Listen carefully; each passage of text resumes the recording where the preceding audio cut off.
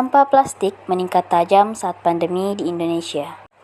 Sampah plastik di Indonesia meningkat tajam saat pandemi. Berdasarkan data Badan Pusat Statistik (BPS) 2021, menyebutkan limbah plastik Indonesia mencapai 66 juta ton per tahunnya. Pembatasan sosial berskala besar selama masa pandemi di Indonesia menjadi pemicu langsung pada peningkatan jumlah produksi sampah plastik sekali pakai di Indonesia. Pembatasan sosial berskala besar, utamanya di ibu kota, menimbulkan perubahan pada pola konsumsi masyarakat di tengah PSBB. Selain itu, adanya perkembangan ilmu pengetahuan dan teknologi yang menawarkan beberapa kemudahan kepada masyarakat untuk tidak harus bepergian jauh ketika ingin membeli sesuatu yang dibutuhkan melalui aplikasi belanja daring.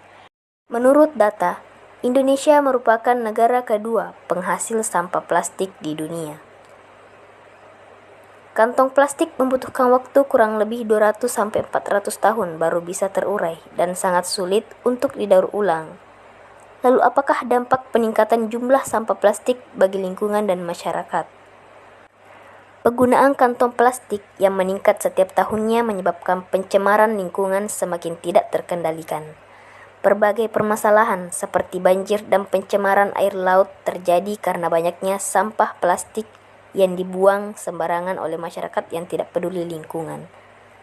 Sampah plastik akan semakin berbahaya apabila dibakar karena mengandung zat beracun, yang apabila bercampur dengan udara akan berbahaya apabila kita hirup dan menyebabkan polusi udara. Zat-zat beracun tersebut yang kita hirup bisa melemahkan imunitas tubuh hingga memicu timbulnya penyakit kanker. Lalu apakah solusinya? Solusi yang saya sampaikan merupakan rangkuman dari beberapa artikel yang saya baca melalui media sosial. Solusi yang utama yaitu dengan mengurangi pemakaiannya, utamanya pada penggunaan plastik sekali pakai, seperti penggunaan kantong plastik. Diet dalam menggunakan kantong plastik dengan beralih menggunakan kantong ramah lingkungan yang terbuat dari kain.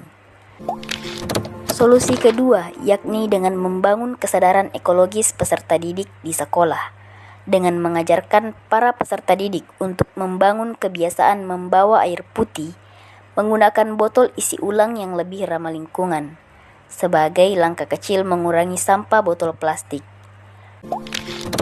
Langkah terakhir yakni pembuatan undang-undang oleh pemerintah tentang larangan membuang sampah plastik di sembarangan tempat.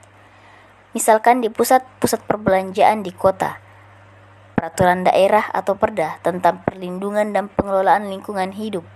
Aturan yang dibuat harus dipertegas agar masyarakat tidak membuang sampah sembarangan, utamanya sampah plastik.